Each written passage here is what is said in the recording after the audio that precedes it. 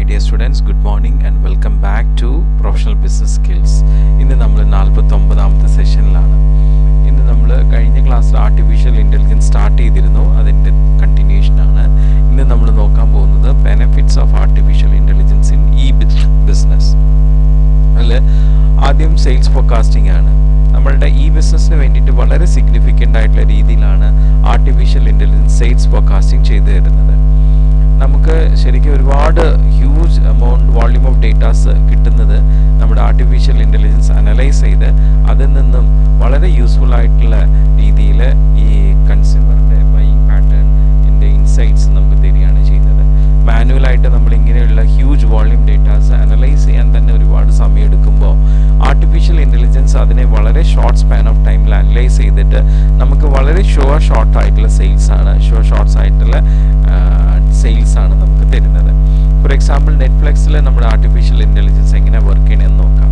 നമ്മുടെ നെറ്റ്ഫ്ലിക്സിൽ viewers enter ചെയ്തിട്ട് അവർ അത്യാവശ്യം 1-2 കാര്യങ്ങളൊക്കെ സെലക്ട് ചെയ്യുമ്പോൾ തന്നെ അവർക്ക് എന്താണ് എക്സാക്ട്ലി വേണ്ടതെന്നുള്ളത് ആർട്ടിഫിഷ്യൽ ഇൻ്റലിജൻസ് പ്രെഡിക്റ്റ് ചെയ്യും. അവർ തീരുമാനം എടുക്കുന്നതിന് മുമ്പായിട്ട് അവർക്ക് ആവശ്യമായിട്ടുള്ള ഓപ്ഷൻസ് അവരുടെ മുമ്പാകെ പ്രസൻറ്റ് ചെയ്യുമ്പോൾ അവർക്ക് അതിൽ നിന്ന് വളരെ എളുപ്പമായിട്ട് ദ ബെസ്റ്റ് ചൂസ് ചെയ്യാനായിട്ട് പറ്റുന്നുണ്ടാവും. ഈ രീതിയിലാണ് സെയിൽസിനെ നമ്മുടെ ആർട്ടിഫിഷ്യൽ ഇൻ്റലിജൻസ് സപ്പോർട്ട് ചെയ്യുന്നത്. ഇനി second one, superior service at affordable cost. ഇതെന്താ ഉദ്ദേശിക്കുന്നത് വെച്ച് കഴിഞ്ഞാൽ നമ്മുടെ ആർട്ടിഫിഷ്യൽ ഇൻ്റലിജൻസ് ഓൺലൈൻ ഷോപ്പേഴ്സിന് അവർ വിചാരിക്കുന്നതിലും കൂടുതലായിട്ടുള്ള കാര്യങ്ങളാണ് ചെയ്തു കൊടുക്കുന്നത്. ഓരോ കസ്റ്റമേഴ്സിനും അവരുടെ രീതിയിൽ പേഴ്സണലൈസ് ചെയ്തിട്ടാണ് ഓരോ കാര്യങ്ങളും സപ്പോർട്ട് ചെയ്ത് തരുന്നത്. അത് ചാറ്റ് ബോട്ട്സിൻ്റെ സഹായത്തോടു കൂടിയിട്ടാണ്. അത് വളരെ കോസ്റ്റ് ഇഫക്റ്റീവായിട്ട് വളരെ മിനിമം കോസ്റ്റിലാണ് ചെയ്ത് കൊടുക്കുന്നത്. ഓക്കെ,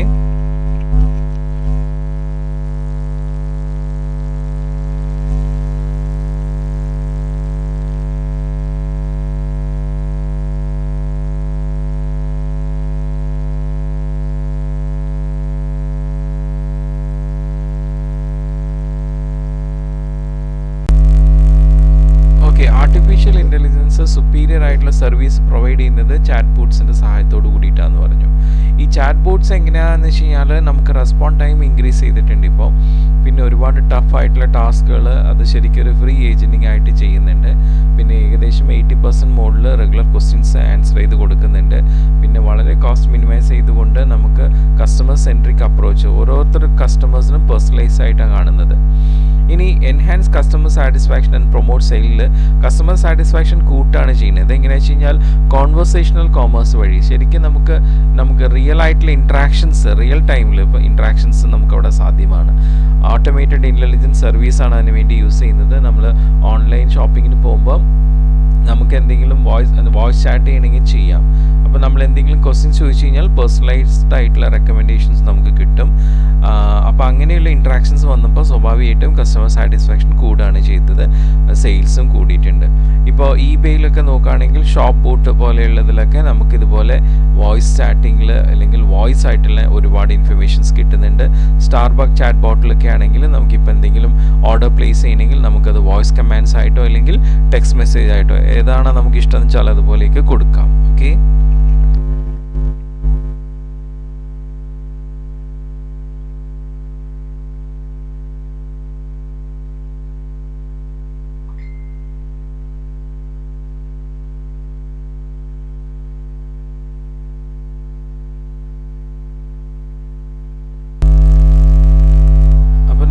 ഈ വോയിസിലൂടെ നമ്മൾ ഓർഡറൊക്കെ പ്ലേസ് ചെയ്ത് കഴിയുമ്പോൾ ചാറ്റ് ബോട്ട് എന്ത് ചെയ്യും, നമ്മുടെ ഓർഡറെ കുറിച്ചുള്ള ഡീറ്റെയിൽസ് നമുക്ക് പറഞ്ഞു തരും. അത് മാത്രമല്ല ഓർഡേഴ്സ് റെഡി ആയി കഴിയുമ്പോൾ ആ ഇൻഫർമേഷൻസും ചാറ്റ് ബോട്ട് തന്നെ നമുക്ക് പ്രൊവൈഡ് ചെയ്ത് തരും. ഇതുപോലെയുള്ള സർവീസസ് ഈവൻ നമ്മൾക്ക് പിസ്സ ഹട്ടിലുണ്ട്. ഈ വോയിസ് മെസ്സഞ്ചർ വഴി ട്വിറ്റർ ആപ്ലിക്കേഷൻ വഴിയൊക്കെ നമുക്ക് പിസ്സ ഓർഡർ ചെയ്യാം. അതിൻ്റെ ഡെലിവറി ട്രാക്ക് ഫൈൻഡ് ഔട്ട് ചെയ്യാം. പിന്നെ ഈ പറഞ്ഞ പോലെ നമുക്ക് പിസ്സ റീ ഓർഡർ ചെയ്യാം. ഇനി എന്തൊക്കെയാണ് നമുക്ക് വേണ്ടതെന്നുള്ള കാര്യങ്ങൾ പറയാം അവരോട്, അല്ലേ? അങ്ങനെയൊക്കെയുള്ള കാര്യങ്ങൾ അവിടെ സപ്പോർട്ടീവായിട്ട് വരുന്നുണ്ട്. പിന്നെ നെക്സ്റ്റ് വരുന്നതാണ് പേഴ്സണലൈസ് കണ്ടൻറ്റ്. അതായത് ഇപ്പോൾ ആർട്ടിഫിഷ്യൽ ഇൻ്റലിജൻസ് ശരിക്കും നമ്മുടെ ഏതൊരു ബിസിനസ്സിനും അതിൻ്റെ കോമ്പറ്റീറ്റീവ് എഡ്ജ് കുറേ കൂടി ബെറ്റർ ആക്കി കൊടുക്കുക ചെയ്യുന്നത്. ഇപ്പോൾ ഫോർ എക്സാമ്പിൾ നമുക്ക് റീസെൻ്റായിട്ട് പറയുകയാണെങ്കിൽ പിൻട്രസ്റ്റ്, ഇത് നമ്മുടെ ഗൂഗിൾ ക്രോമിൻ്റെ ഒരു എക്സ്റ്റൻഷനാണ്.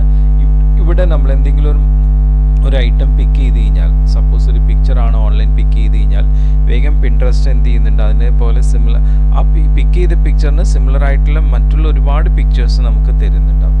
സോ അതിൽ നിന്ന് ബെസ്റ്റ് നമുക്ക് ചൂസ് ചെയ്യാം. ഓക്കെ, സോ ആ രീതിയിൽ നമ്മുടെ ആർട്ടിഫിഷ്യൽ ഇൻ്റലിജൻസ് നമ്മുടെ ഇ കോമേഴ്സിനെ ഒരു അൺപാരലൽ എനർജിയിലൂടെയാണ് കൊണ്ടുപോകുന്നത്. ഓക്കെ, ഇപ്പോൾ ഗൂഗിൾ, പിൻട്രസ്റ്റ് ഇതൊക്കെ ശരിക്കും നമ്മുടെ വിഷ്വൽ സെർച്ചിൻ്റെ കേപ്പബിലിറ്റീസ് വളരെ ജയൻ്റായിട്ട് കൂട്ടിയിരിക്കുകയാണ്. ഈവൻ ആമസോണിൽ voice activated systems echo use ചെയ്യുന്നുണ്ട് ഇതേപോലെ തന്നെ. അപ്പോൾ ചുരുക്കി പറയുകയാണെങ്കിൽ ഒരു മേഖലയിലും നമുക്ക് ആർട്ടിഫിഷ്യൽ ഇൻ്റലിജൻസ് ടച്ച് ചെയ്യാത്ത ഒരു മേഖല ഇപ്പോൾ ഇല്ല എന്ന് തന്നെ പറയാം. ആ രീതിയിൽ എല്ലാ സെക്ടറിലേക്കും ആർട്ടിഫിഷ്യൽ ഇൻ്റലിജൻസ് വന്നുകൊണ്ടിരിക്കുകയാണ്.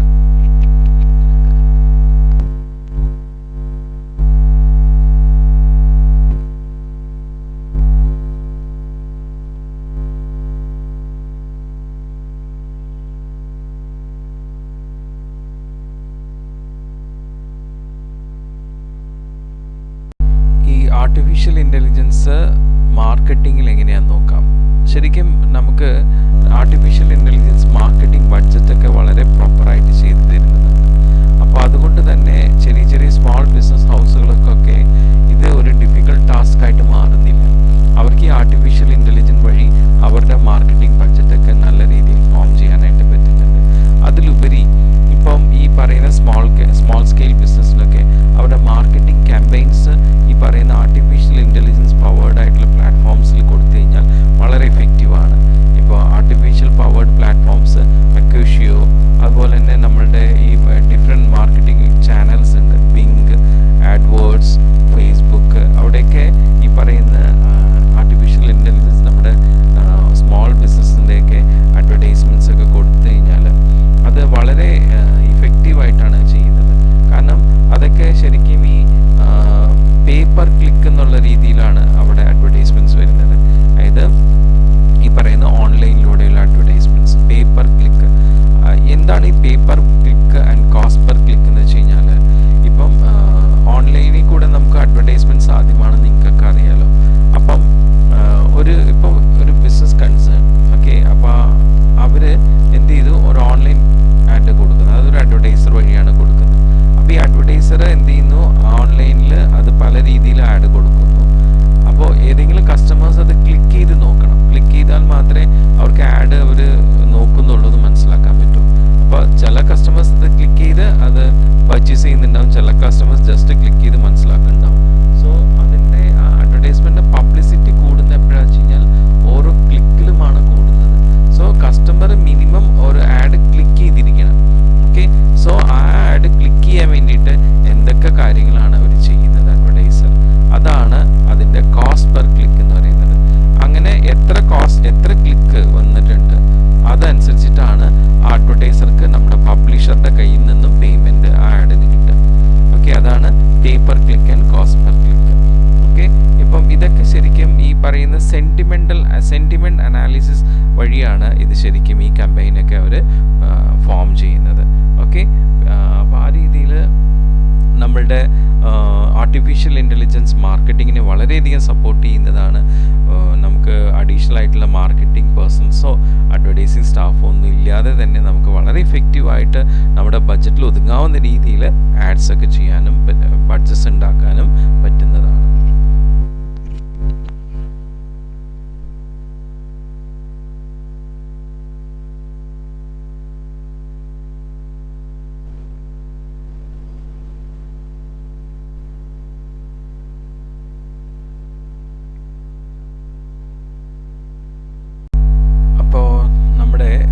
ആർട്ടിഫിഷ്യൽ ഇൻ്റലിജൻസ് മാർക്കറ്റിങ്ങിൽ എങ്ങനെയാണെന്ന് മനസ്സിലായല്ലോ. ഇനി നെക്സ്റ്റ് നമ്മുടെ കസ്റ്റമർ സർവീസിൻ്റെ കാര്യം നോക്കാം.